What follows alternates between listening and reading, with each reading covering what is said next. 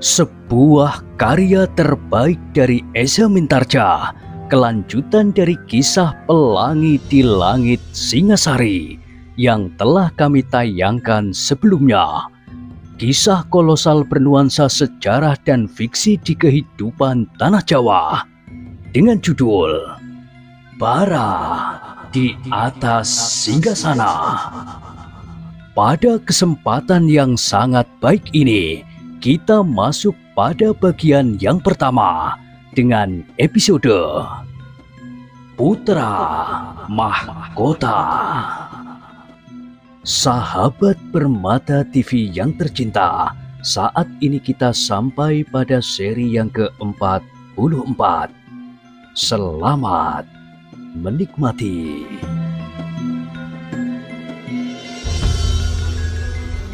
Di akhir kisah sebelumnya disebutkan, Mahesa Agni terdiam sejenak.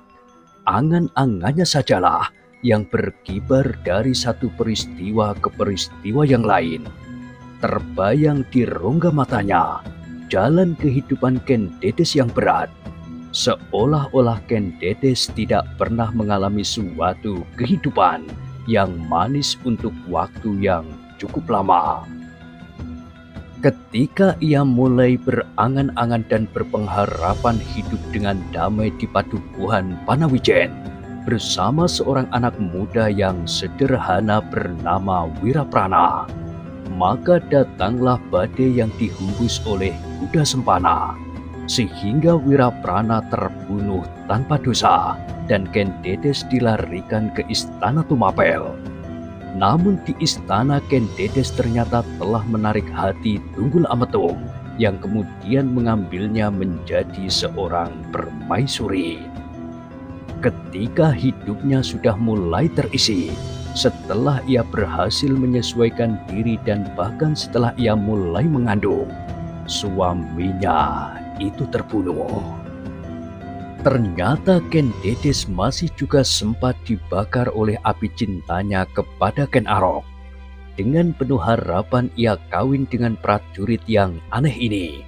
Tetapi ternyata ia tidak lama menikmati impian yang dapat dibangunkannya lagi sepeninggal Wiraprana.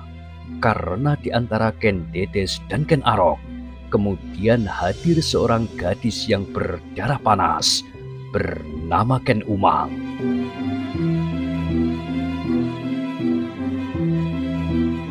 Apa yang akan dikatakan oleh Ken Dedes apabila ia mengetahui siapakah yang telah membunuh Aku Tunggul Ametung, ayah Anusapati itu? Pertanyaan itu membersit di hatinya.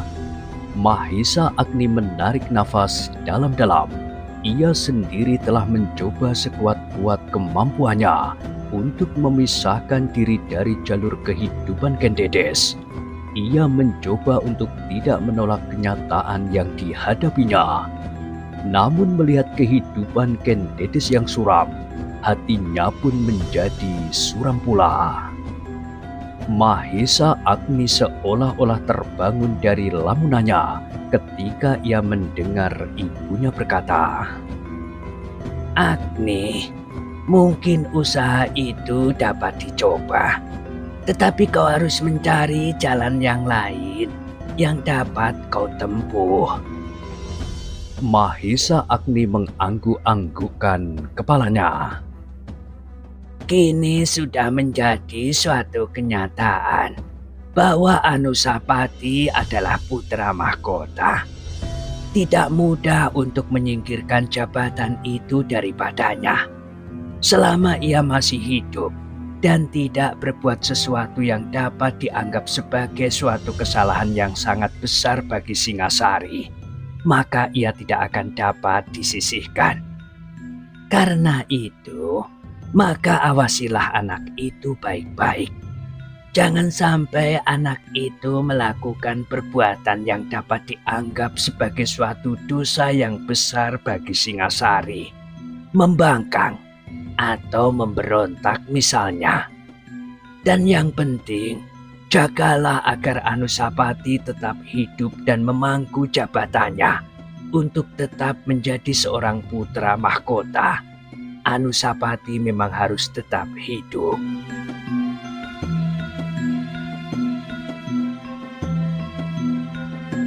Mahesa Agni mengangguk-anggukkan kepalanya. Apa saja yang dilakukan dapat saja dianggap sebagai suatu kesalahan. Kalau kau sampai saat ini tetap memberinya latihan-latihan ilmu kanuragan, maka kau pun harus tetap berhati-hati.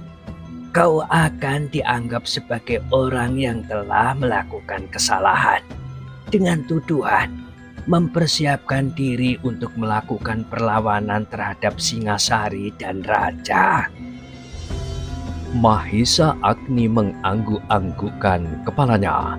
Ia pernah mendengar dari seorang prajurit yang berkata bahwa hubungan antara Sri Baginda Kertajaya dan Adinda Mahesa Walungan beserta Menteri Kuber Baleman menjadi terlampau buruk karena kecurigaan Sri Baginda Kertajaya atas menteri dan adiknya itu.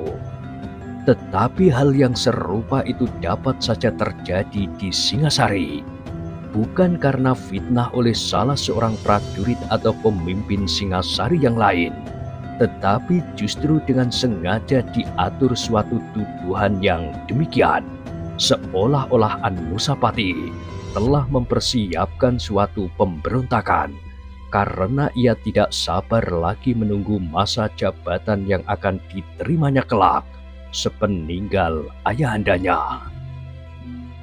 Karena itu Agni, berkata ibunya, kau pun harus sangat berhati-hati. Kau harus menilik semua orang yang dekat atau sengaja didekatkan kepada Anusapati. Ya ibu, aku akan berusaha.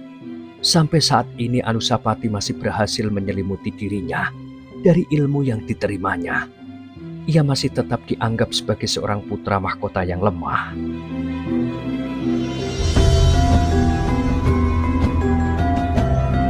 Demikianlah, maka Mahesa Agni selalu berusaha untuk membayangi kehidupan putra mahkota.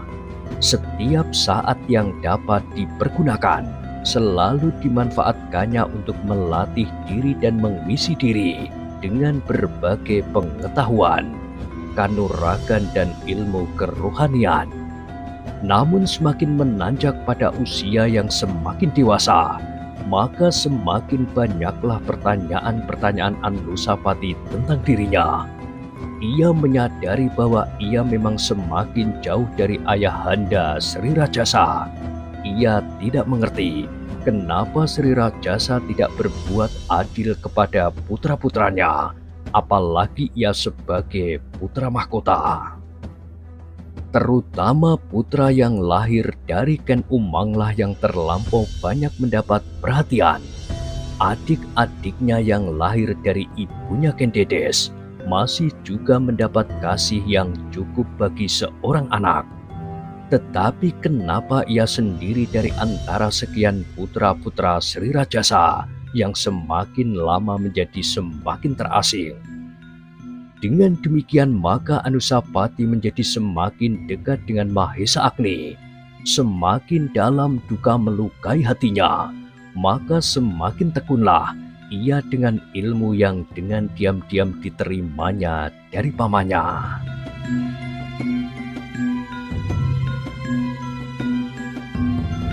Paman, bertanya Anusapati pada suatu saat, kenapa ayahanda Sri Rajasa terlampau membedakan antara aku dan adik-adikku, apalagi dengan Adinda Tosjoyo? Apakah ada latar belakang tertentu dari sikap ini? Pertanyaan itu sudah bukan pertanyaan anak-anak lagi. Mahesa Agni yang kini berhadapan dengan seorang anak muda remaja yang berwajah muram menjadi ragu-ragu. Apakah yang sepantasnya dikatakannya? Bukankah paman mengenal aku sejak aku dilahirkan di istana ini? Mahesa Agni mengangguk-anggukkan kepalanya, tetapi ia menjawab, kau memang seorang perasa Anusapati. Anusapati tidak segera menyahut. Ia termenung sejenak memandang ke kejauhan, seolah-olah ia sedang bertanya kepada diri sendiri, apakah benar ia seorang perasa? Apakah semua yang menjadi teka-teki di dalam hatinya itu hanyalah sekedar prasangka pula? Anusapati, berkata Mahesa Agni kemudian, kau adalah seorang pangeran pati. Kau mempunyai kewajiban-kewajiban tertentu yang lain dari adik-adikmu. Cara hidup dan kebiasaan sehari-harimu pun harus disesuaikan dengan kedudukanmu. Itulah sebabnya kau mendapat perlakuan yang berbeda, yang oleh perasaanmu yang masih belum dewasa itu, kau tangkap sebagai suatu sikap yang kurang wajar. Anusapati mengangguk-anggukkan kepalanya. Ia tidak bertanya lagi meskipun sebenarnya jawaban itu tidak memuaskannya. Ia merasa bahwa perlakuan atasnya bukan semata-mata karena kedudukannya sebagai seorang pangeran pati, tetapi justru ia merasa bahwa semakin lama ia semakin tersisih dari pergaulan keluarganya di istana itu, selain dengan ibunya. Karena itu Anusapati, berkata Mahesa Agni kemudian, kau harus menanggapi keadaan itu dengan baik. Kau harus berusaha membuat dirimu benar-benar seorang putra mahkota yang kelak pada saatnya telah siap menerima tahta kerajaan Singasari. Ya Paman, jawab Anusapati ragu-ragu. Berlatihlah terus. Kau sudah jauh maju dari saat-saat sebelumnya, tetapi kau masih harus tetap berhati-hati. Paman, suara Anusapati tiba-tiba merendah. Kenapa aku harus berlatih sambil bersembunyi-sembunyi? Kenapa aku tidak berlatih berterus terang di hadapan Ayahanda Sri Rajasa? Kenapa aku harus selalu berpura-pura apabila aku menerima latihan dari para prajurit yang memang ditunjuk oleh Ayahanda Sri Rajasa? Dan kenapa tingkat ilmu yang diberikan kepada Adinda Tohjoyo dan kepadaku jauh berbeda? Apabila aku tidak mendapat ilmu dari Paman Mahesa Agni, maka aku dan Adinda Tohjoyo kini akan telah terpaut banyak sekali. Aku sangat berterima kasih kepada Paman Mahesa Agni. Sementara pertanyaan yang tersimpan di dalam hatiku ini masih belum terjawab. Sejenak Mahesa Agni terdiam. Ia tidak segera menemukan jawaban yang tepat untuk diucapkannya. Kini ia benar-benar menyadari bahwa Anusapati bukan lagi anak-anak. Semakin lama ia tumbuh menjadi semakin dewasa, sehingga keadaan di sekitarnya semakin banyak menimbulkan teka-teki baginya. Setelah ia mengamatinya dengan sikap yang bukan lagi sikap kanak-kanak. Paman, berkata Anusapati, sampai saat ini aku dengan selamat dapat mengelabuhi para prajurit yang sekedar melatih aku berloncat-loncatan, bergumul seperti anak-anak berkelahi, dan sedikit cara-cara mengusir lalat yang hinggap di tengkuk. Mahesa Agni menarik nafas dalam-dalam. Setiap kali para pelatih itu mengeluh, menurut mereka, akulah yang tidak dapat mengikuti latihan-latihan yang mereka berikan, sehingga aku tertinggal jauh dari Adinda Tohjoyo yang lebih muda daripadaku. Mungkin memang demikian Anusapati, sahut Mahesa Agni. Maksud Paman, aku memang terlampau lambat menerima ilmu olah kanuragan. Ya, tetapi bukan karena kau tidak mampu, tetapi karena kau terlampau hati-hati. Karena kau dengan sengaja menyembunyikan ilmu yang sebenarnya telah kau miliki, sehingga kau tampaknya menjadi ketinggalan. Anusapati menggelengkan kepalanya. Katanya, tidak Paman, aku telah mencoba menyesuaikan diriku. Setiap ilmu yang diberikannya, aku pelajari dengan baik. Aku mencoba untuk menghayatinya dan menguasai ilmu itu. Aku berusaha dengan sekuat tenaga, meskipun sebenarnya aku dapat melakukannya dengan mudah. Tetapi pada akhirnya aku menunjukkan bahwa aku mampu mempelajarinya. Memang mungkin para pelatih itu berbuat kesalahan, Anusapati. Tetapi jangan kau dalami sampai ke pusat jantungmu. Anusapati mengangguk-anggukkan kepalanya. Aku akan mencoba, Paman. Aku akan mencoba menahan hati. Mahesa Agni mengangguk-anggukkan kepalanya. Baiklah Tuanku Putra Mahkota. Tuanku harus memandang segala masalah dengan hati yang lapang.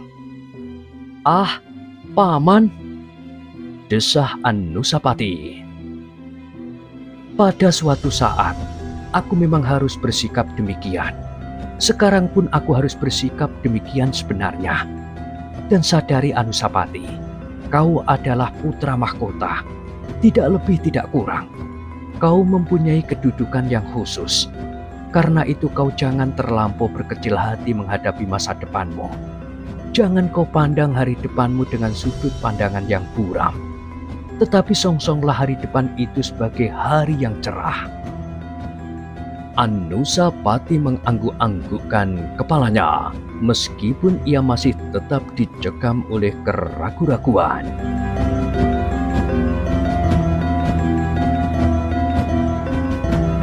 Anusapati, berkata Mahesa Agni kemudian. Namun bagaimanapun juga, kau harus tetap berhati-hati. Agaknya memang ada orang yang tidak menyukaimu. Karena itu apabila ada orang lain yang melihat kau tekun berlatih, maka orang-orang yang tidak senang kepadamu itu akan membuat cerita aneh-aneh tentang dirimu. Seperti cerita tentang Adinda Sri Baginda Kertajaya yang bernama Mahesa Walungan. Bukankah pada suatu malam, aku pernah bercerita kepadamu tentang perpecahan yang terjadi di Kediri yang mendorong negeri itu semakin cepat meluncur ke jurang keruntuhannya. Anusapati mengangguk-anggukkan kepalanya.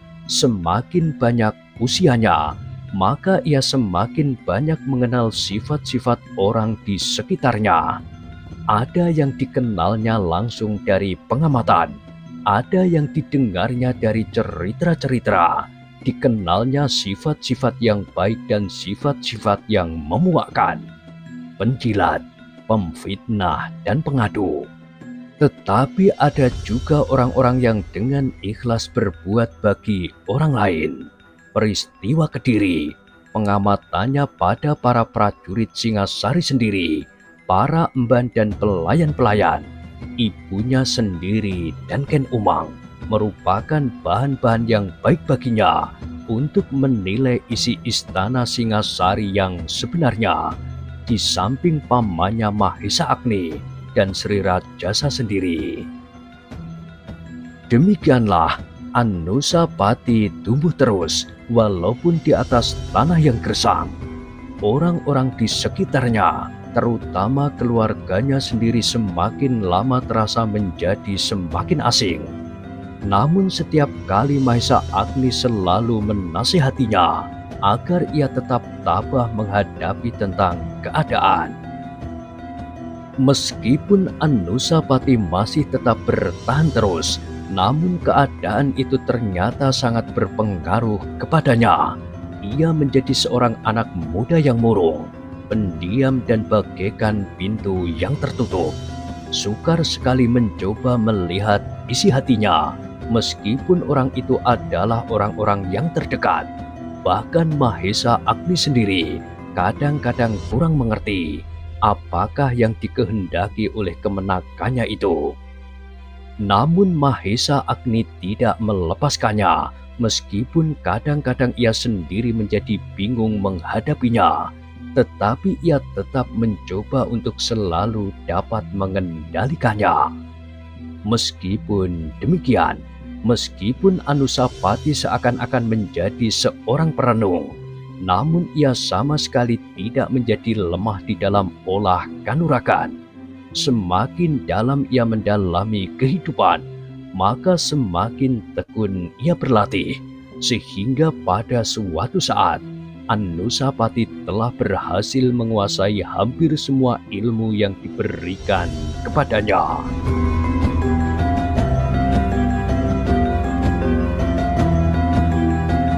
Anusapati, berkata Mahesa Agni kemudian, "Kau sudah hampir sampai pada tataran terakhir. Cobalah menguasai ilmu yang telah kau miliki itu sedalam-dalamnya. Hayatilah setiap unsur geraknya, dan kenalilah baik-baik arti dari setiap gerakan itu. Kau akan sampai pada jiwa dan watak dari ilmu yang selama ini kau pelajari." Sentuhan watak ilmu dengan kepribadianmu akan membentuk kau menjadi suatu kesatuan yang utuh. Apakah Anusapati yang telah memiliki ilmu yang hampir tuntas itu, kelak akan menjadi seorang raja yang bijaksana atau seorang raja yang lain, tergantung sekali pada akibat dari sentuhan yang terjadi itu. Kalau kau berhasil meluluhkan watak dari sifat dan ilmu yang kau miliki itu dengan kepribadianmu dan membentuknya menjadi suatu sifat yang dengan sadar kau kehendaki, maka kau telah berhasil seluruhnya. Tetapi kalau watak ilmu yang kau terima itu justru berbenturan dengan kepribadianmu, maka hasilnya tidak akan bermanfaat bagimu dan bagi kemanusiaan.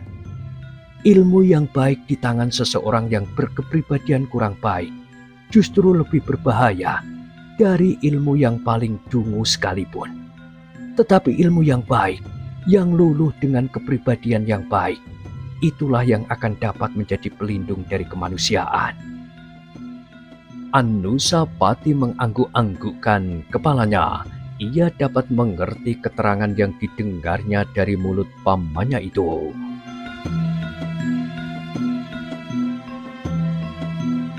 Karena itu Anusapati, berkata Mahesa Agni, sambil menyempurnakan ilmu yang telah kau miliki, kau harus membersihkan dirimu, membersihkan seluruh isi hatimu. Kau harus menyingkirkan segenap prasangka dan dendam, meskipun itu bukan berarti kau melepaskan segala perhitungan dan kewaspadaan. Justru kau harus menilai keadaanmu sekarang untuk menghadapi tugas yang berat di masa mendatang. Anusapati merenung sejenak, namun kemudian perlahan-lahan ia menjawab, "Itulah yang sangat berat bagiku, Paman. Aku sudah mencoba untuk tidak berprasangka, tetapi aku tidak berhasil, Paman. Aku tetap menganggap bahwa aku selalu dikesampingkan oleh isi istana ini. Untuk tidak mendendam pun, rasa-rasanya terlampau sulit. Adinda Tohjoyo benar-benar telah menyakitkan hatiku setiap saat. Sebagai saudara tua, aku selalu mencoba menghindarkan diri dari setiap kemungkinan yang tidak baik. Tetapi ada-ada saja alasannya yang dibuatnya. Dan Paman tahu bahwa setiap kali akulah yang selalu mendapatkan marah dari Ayahanda Sri Rajasa. Bahkan kadang-kadang di hadapan banyak orang. Di masa kanak-kanak aku tidak begitu menghiraukannya, dimanapun aku dimarahi. Tetapi kini setelah aku menyadari kedudukanku sebagai seorang putra mahkota, apakah tindakan yang demikian itu justru tidak merendahkan martabat putra mahkota yang telah diangkat oleh Ayahanda Sri Rajasa sendiri? Dan itu berarti merendahkan kewibawaan pimpinan pemerintahan di masa mendatang. Mahesa Agni menganggukkan kepalanya. Ternyata kini ia tidak lagi berbicara dengan anak-anak. Anusapati, Ayahanda Sri Rajasa adalah manusia pula seperti aku, seperti kau, seperti setiap orang yang lain, yang kadang-kadang memang dapat berbuat khilaf. Anusapati menarik nafas dalam-dalam. Katanya, "Itu adalah suatu pemupus. Memang aku pun akan lari ke sana apabila aku sudah kehilangan akal." "Ah," Mahesa Agni berdesah, "bukan sekedar pemupus, tetapi pahami sifat manusiawi. Kau harus memperhitungkan sifat manusiawi itu di dalam derap langkahmu. Tegasnya, apa yang harus kau lakukan menghadapi sifat-sifat ayahanda yang demikian, tetapi tidak dengan niat yang jelek. kau harus menyongsong hari depanmu dengan memperhitungkan segala keadaan itu. Anusapati mengangguk-anggukkan kepalanya. Jawabnya, aku dapat mengerti berdasarkan nalar, Paman. Tetapi perasaan ini kadang-kadang terlampau sulit dikendalikan. Itu sudah baik, Anusapati. Kalau kau sudah dapat mempertimbangkan berdasarkan nalar, maka kau harus melatih perasaanmu itu untuk dapat mengertinya pula. Aku berjanji untuk mencobanya, Paman. Mudah-mudahan aku berhasil menguasai perasaanku yang kadang-kadang melonjak-lonjak. Itu adalah ciri kemudaanmu. Memang darah seorang anak muda kadang-kadang menggelegak tidak terkendalikan. Namun apabila kau sadari, maka kau sudah menempuh separuh jalan dari pengendalian itu. Nasihat Paman akan selalu aku ingat. Aku akan mencoba sekuat tenagaku. Aku memang berharap agar ilmu yang ada padaku akan dapat bermanfaat bagi kemanusiaan dan bagi Singasari. Bagus, Anusapati. Itu adalah cita-cita yang benar bagi seorang putra mahkota. Dan kau harus meyakini kebenaran itu. Berdoalah agar Yang Maha Agung selalu menuntun langkahmu. Anusapati memang menepati kata-katanya. Ia berusaha sekuat-kuatnya untuk mencoba memenuhi nasihat Mahesa Agni. Ia mencoba tidak berprasangka dan tidak mendendam betapa perasaannya melonjak-lonjak. Namun seperti yang dicemaskan oleh Mahesa Agni, maka kecurigaan kepada hubungan mereka pun akhirnya terjadi. Beberapa orang prajurit yang sedang menjilat dan Toh Joyo sendiri selalu mengadukan hubungan itu kepada Sri Rajasa. Kenapa dengan hubungan mereka? Bertanya Sri Rajasa. Hamba tidak senang, Ayahanda. Jawab Toh Joyo. Iya, kenapa kau tidak senang? Kau tidak usah mempedulikan hubungan mereka. Mereka adalah keluarga dekat, paman dan kemenakan. Ibu juga tidak senang kepada Paman Mahesa Agni. Bahkan sebenarnya, sejak Paman Mahesa Agni itu ada di istana, ibu sudah mengatakan bahwa sebaiknya orang itu diusir.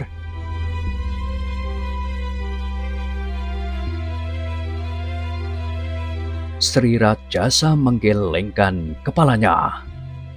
Tentu tidak dapat, Toh Joyo. Mahesa Agni telah banyak berjasa kepadaku. Ketika Singasari berperang dan mengalahkan Kediri, maka jasa Mahesa Agni tidak dapat aku kesampingkan. Toh Joyo mengangguk-anggukkan kepalanya. Benar, Ayahanda. Tetapi apakah dengan demikian ia dapat berbuat apa saja di istana? Coba katakan apa yang sudah dilakukannya. Toh Joyo terdiam. Ia memang tidak dapat mengatakan apakah kesalahan Mahesa Agni selain menyebutnya terlampau dekat dengan Anusapati. Tetapi Toh Joyo tidak berputus asa. Ia tahu benar bahwa Mahesa Agni adalah seorang yang mempunyai ilmu setaraf dengan Sri Rajasa sendiri. Karena itu, apabila Anusapati terlampau dekat dengan orang itu, maka menurut perhitungan Toh Joyo adalah berbahaya sekali. Meskipun setiap mereka berada di arena latihan yang dipimpin oleh para prajurit yang ditunjuk oleh Sri Rajasa bagi putra-putranya, maka Anusapati hampir tidak dapat berbuat apa-apa. Selain daripada itu, atas persetujuan Sri Rajasa, Toh Joyo telah mendapatkan pelajaran khusus oleh seorang guru yang diminta oleh ibunya, Ken Umang. Karena hampir setiap hari Toh Joyo mempersoalkan Mahesa Agni, bahkan kemudian juga Ken Umang, maka akhirnya Sri Rajasa harus mengambil suatu kebijaksanaan. Mahesa Agni sendiri terkejut ketika pada suatu hari ia dipanggil langsung oleh Sri Rajasa untuk menghadapnya.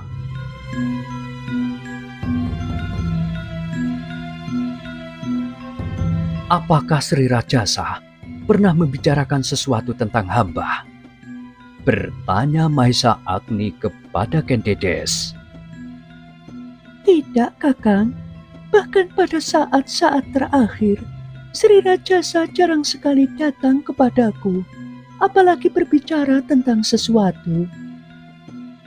Mahesa Agni mengangguk-anggukkan kepalanya. Katanya, hamba telah dipanggil oleh Sri Rajasa untuk menghadap, tidak di dalam paseban. Kendedes mengerutkan keningnya, tetapi terasa sesuatu berdesir di hatinya, seolah-olah suatu firasat yang kurang baik baginya, bagi Mahesa Agni, dan bagi Anusapati. Mudah-mudahan hamba tidak berbuat suatu kesalahan pun, berkata Mahesa Agni kemudian. Kendedes yang menjadi cemas mengangguk-anggukkan kepalanya. Katanya, Aku kira Kakang tidak berbuat kesalahan. Bahkan mungkin ada sesuatu yang akan dibicarakan dengan Kakang Mahesa Agni. Sesuatu yang penting bagi Singasari. Mahesa Agni pun kemudian meninggalkan Kendedes. Sejenak ia singgah di bilik ibunya yang sudah menjadi semakin tua, yang oleh Kendedes sudah diberi izin untuk lebih banyak beristirahat karena ketuaannya. Aku berdoa untukmu, Agni, berkata ibunya. Mahesa Agni yang mendapat panggilan khusus itu pun kemudian pergi menghadap Sri Rajasa. Tidak seperti biasanya, apabila Sri Rajasa ingin membicarakan sesuatu yang penting, ia selalu didampingi oleh beberapa orang pemimpin dan senopati. Tetapi kali ini, ketika Mahesa Agni memasuki bilik Sri Rajasa di bagian dalam istana, tidak seorang pemimpin pemerintahan maupun senopati selain Tohjoyo.